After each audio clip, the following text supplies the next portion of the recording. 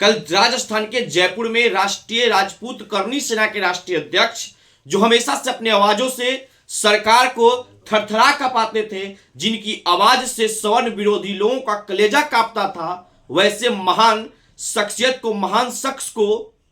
कल राजस्थान के जयपुर में मौत का घाट उतार दिया गया। मतलब सुखदेव सिंह गोगामड़ी जी का हत्या कल उनके घर पे जाकर के अपराधियों के द्वारा गोलियों से भून करके कर दिया गया। इनकी हत्या से राजपूत समाज समेत तमाम सवर्ण समाज में एक बहुत बड़ा क्षति हुआ है। ऐसी शख्स जो हमेशा अपने आवाजों से अपने समाज के लिए लड़ते थे, सवर्ण समाज के लड़ते थे। जब जब राजपूतों पे किसी तरह का हमला होता था, जब जब राजपूत भाइयों के साथ अन्याय होता था, जब जब सवर्ण भाइयों के साथ अन्याय होता था, सुखदेव सिंह गोगामड़ी जी अपने आवाजों से उनकी आवाज को बुलंद करते थे और उनकी आवाजों से सरकार भी थरथराता था। 2018 के विधानसभा का चुनाव आपको याद होगा, जब सुखदेव सिंह गोगामड़ी जी ने राष्ट्रीय राजपूत करनी सेना के तहत राजस्थान में एक आंदोलन किए थे और आंदोलन का नतीजा यह हुआ था कि वहां की सरकार को हार का सामना करना पड़ा था और सवर्णों को ईडब्ल्यूएस आरक्षण का लाभ भी मिला था।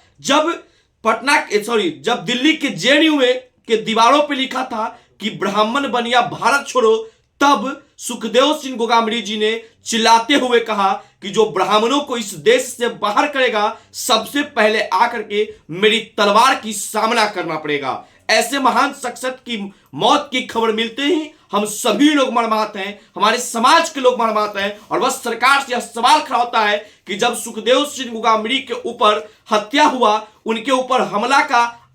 जो साजिश रचा जा रहा था और सुखदेव सिंह गोगामड़ी जी ने सरकार के समक्ष अपनी बातों को कई बार कह चुके हैं कि हमारे ऊपर कभी भी हमला हो सकता है, हमें सुरक्षा दिया जाए, तो उस समय की सरकार जो अशोक गहलोत की सरकार थी, कांग्रेस की सरकार थी, तो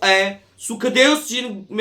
गोगामड़ी जी को सुरक्षा प्रदान क्यों नहीं कराया था? इतने बड़ी संगठन को चला रहे थे जिनकी आवाज से लाखों की संख्या में लोग जुट जाते थे। राजस्थान छोड़ देश के तमाम राज्यों में उनकी आवाज से लोग एकजुट होते थे। ऐसे महान शख्सियत को, ऐसे महान योद्धाओं के ऊपर जब खतरा महसूस हो रहा था, तब सरकार से सुरक्षा मांगा, लेकिन यह सरकार कान में रुई डाल के बैठी थी। और आज अंततः यह हुआ कि सुखदेव सिंह गोगामड़ी जी का हत्या उनके घर में घुस करके कर दिया गया। वहां पर अभी राजस्थान में नई सरकार गठित हुआ है, वहां पर मुख्यमंत्री का शपथ ग्रहण नहीं हुआ है और शपथ ग्रहण से पहले एक राजपूत के महान योद्धा की हत्या कहीं ना कहीं सरकार के ऊपर भी प्रश्न चिन्ह खड़ा करता है, वहां के प्रशासन के कार्यशैली पर भी प्रश्न चिन्ह खड़ा होता है। अगर इस प्रकार से तमाम लोगों की हत्याएं होते रहेगी तो बताइए कि आपके समाज का आवाज उठाएगा कौन? और देश के सर्वोच्च पद पे बैठे राजपूत समाज के बड़े नेता, इनकी मौत पे जो आपने चुप्पी साध लिए है,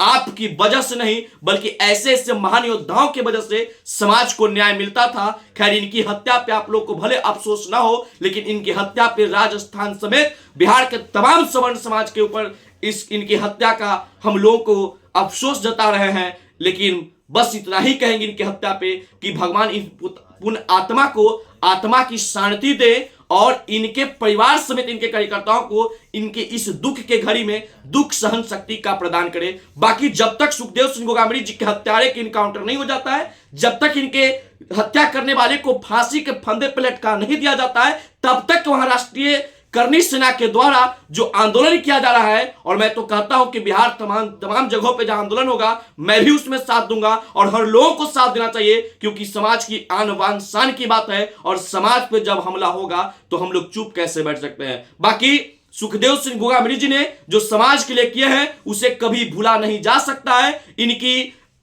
आत्मा भले मर गया हो लेकिन आज हम सबों के दिल में अमर रहेंगे, क्योंकि जो समाज के लिए कुछ करके गए हैं उनका याद हर लोग समाज करेगा। और मैं तो कहता हूं बिहार के तमाम राजपूत करनी सेना समेत तमाम सवर्ण समाज के लोग की तैयारी कीजिए आंदोलन की, मैं भी आपके साथ हूं। जय हिंद, जय भारत और सुखदेव सिंह गोगामड़ी जी को सत सत नमन।